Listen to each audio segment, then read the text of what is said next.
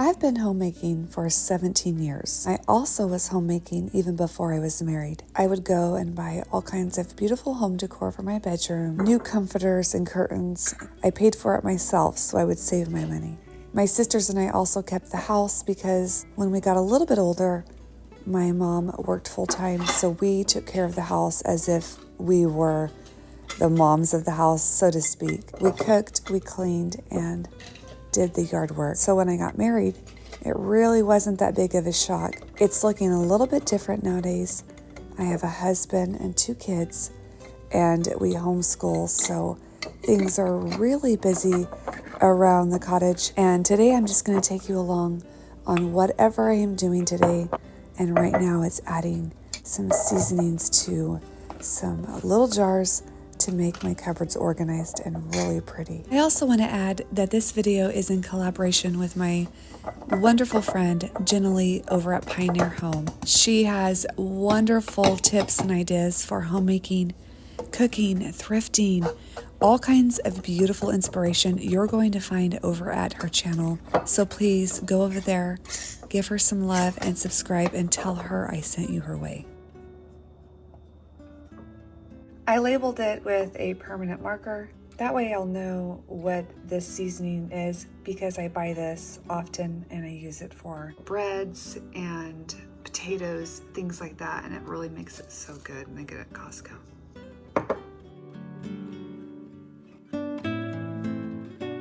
This lid is green already and it's really pretty, and it's tall enough to keep my cinnamon sticks in, and I don't have to break them down anymore unless I want to.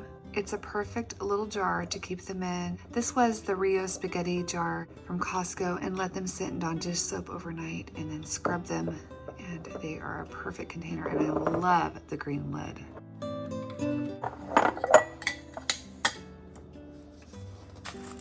I don't want any seasonings to waste, so I unscrew the lid over the jar. Oh, we're barely gonna make this. We're barely gonna have room for this right here. It smells so good. I used this in a chicken wild rice soup the other day, and it was absolutely delicious. We also oh goodness, what do you want? He wants the slider open so he can smell the outside air. We also recycle these right here. Hold on, I'll go open it.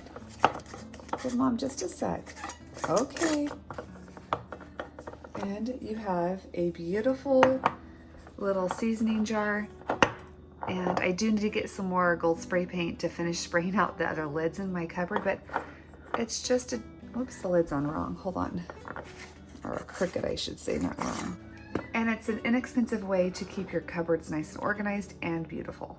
Okay, hold on.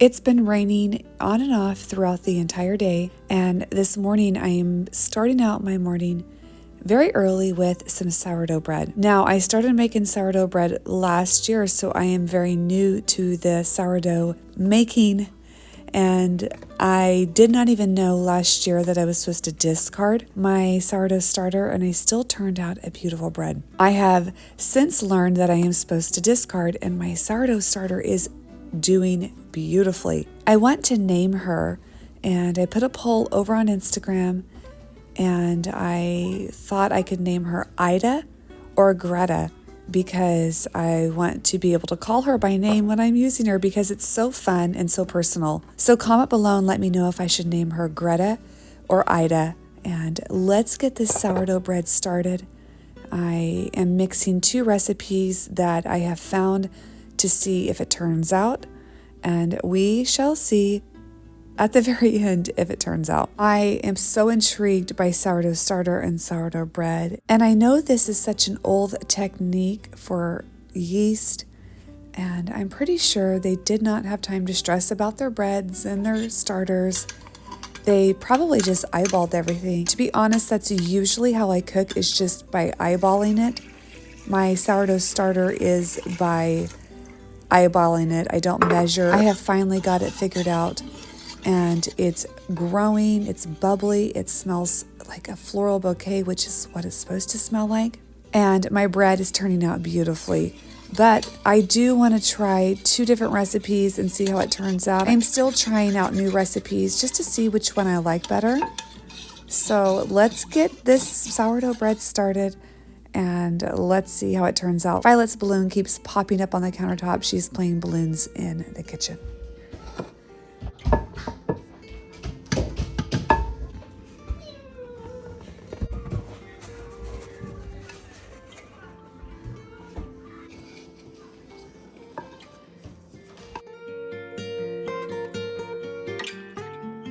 Sourdough bread is my family's choice of bread for garlic bread, sandwiches, toast in the morning. The only thing we would not probably use it for is peanut butter and jelly sandwiches, but we really don't make a lot of those. So by me learning and perfecting a sourdough recipe, I am saving so much money because we can go through pretty much a whole loaf of sourdough bread making BLT sandwiches. Titus eats 2 large ones, and the girls eat 1 big one each, and then I'll eat probably a half, sometimes a whole, and the leftover bread at the very end, sometimes I'll take out and throw to the sparrows in my backyard. They come there and eat every morning. I decided to feed them with the leftover sourdough bread.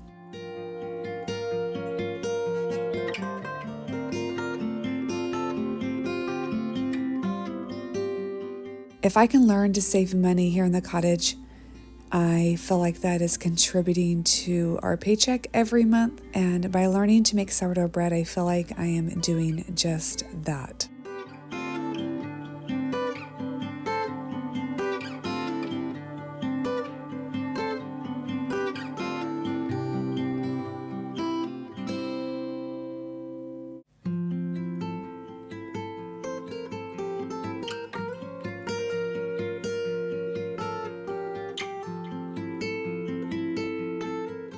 Our fence was sort of leaning, and we have had more rain than usual last year and this year. This year, I don't feel like it's been as much. I'm hoping and praying it kind of goes away. So our fence kind of leaned a little bit more. And when we do the new fence, we want to put a gate on that side so that way when we have parties or people want to go swimming, they have easy access into the backyard.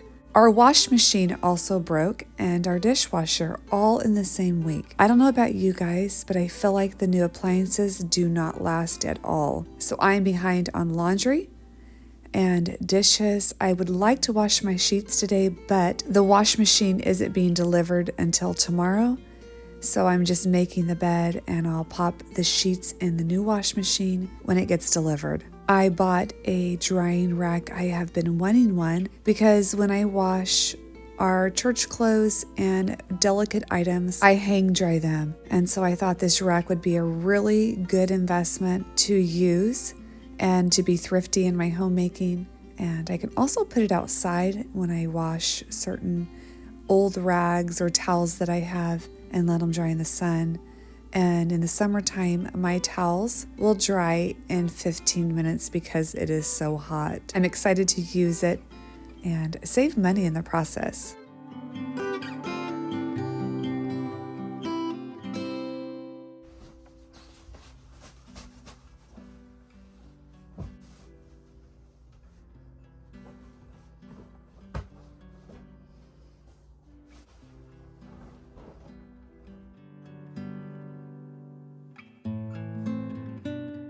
In my morning devotions, I was reading in Matthew chapter 6, and the 2 verses that stood out to me were verses 25 and 26. The beautiful thing about prayer is it goes beyond us. So I was so encouraged in my morning devotions that God cares about every detail in our life, and He cares about our prayer requests that we have for other people. And I thought I would read to you these 2 verses, and maybe they'll encourage you like they did myself to keep praying for every detail in my life. Verse 25 says, "Therefore I say unto you, take no thought for your life, what ye shall eat, or what ye shall drink, nor yet for your body, what ye shall put on. Is not the life more than meat, and the body than raiment? Behold the fowls of the air, for they sow not, neither do they reap, nor gather into barns. Yet your heavenly Father feedeth them. Are ye not much better than they?" I love these verses. I feel like they encouraged me to keep pursuing my prayer and my prayer request and taking them before God. And in my homemaking, any way I can find encouragement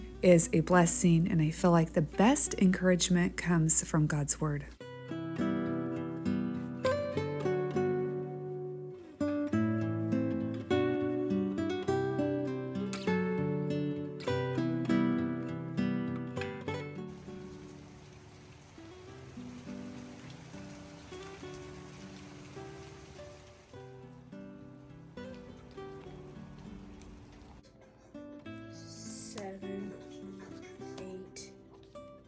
The girls have finished their schoolwork and I am on to folding some laundry. I usually let them have some free time after school just to give their brains a rest, and then they do help me out with the household chores. I am still making my homemade laundry detergent, and that is another way I am saving money, and I am saving upwards between $600 to $800 a year on laundry detergent softener. I love making it. So far, our clothes feel clean and they smell clean. Comment below and let me know if you make your homemade laundry detergent, maybe what recipe you use, and if you make liquid or the powder. I walked outside and I noticed these vibrant yellow flowers. And then it dawned on me that I planted them. I just don't remember when. If you know the name of this flower, please let me know in the comments below.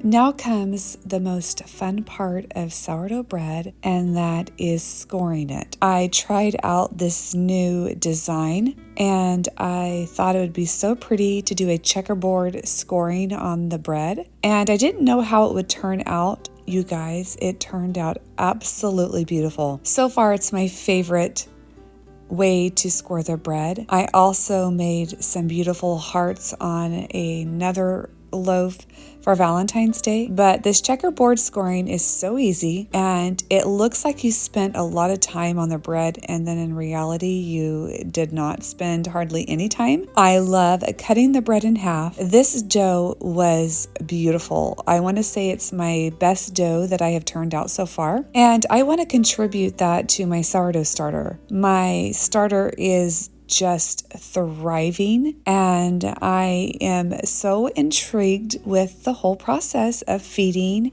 and watching it grow and then turning out beautiful loaves of bread.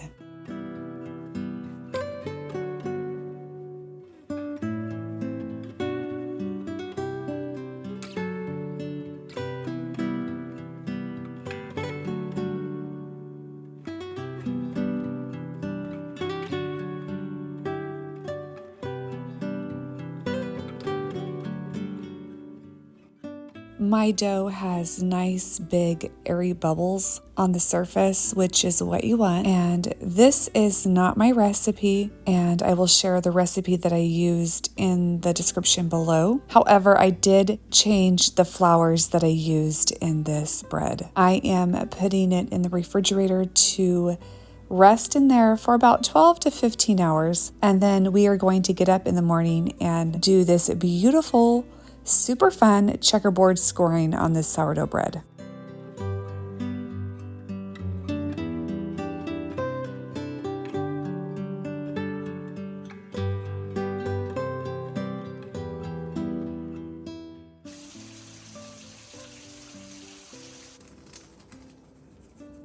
It's another rainy morning, as you can see right there to the left in the window. The house is quiet, which is my favorite, and we are doing this fun checkerboard scoring, and it turns out so beautiful, and it looks like you put more effort into it than you really did. As a mom, I love quiet mornings. I feel like it helps me start my day just a little bit more calm, and then also making some beautiful bread for the family makes me feel so homemaker-ish. I know that sounds funny because I am a homemaker, but it makes me feel even extra. I love being a wife and a mom, and homemaking is my most favorite thing to do in the world. Even on the days when I am tired or feel a little bit cranky, I still wouldn't trade it for the world. We are adding this into the Dutch oven that has been preheated at 500 degrees for 30 minutes, and then when it comes out, you'll see the beautiful 2 loaves of checkerboard scoring sourdough bread, and it's so much fun.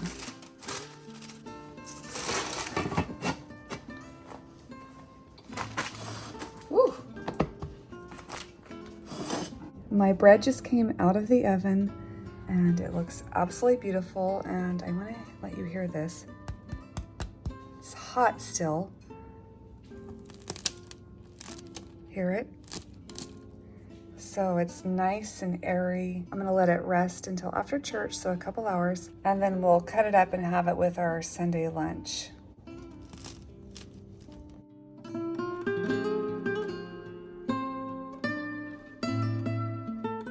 I love you guys. I hope you're having a wonderful day, and I will see you on the next video.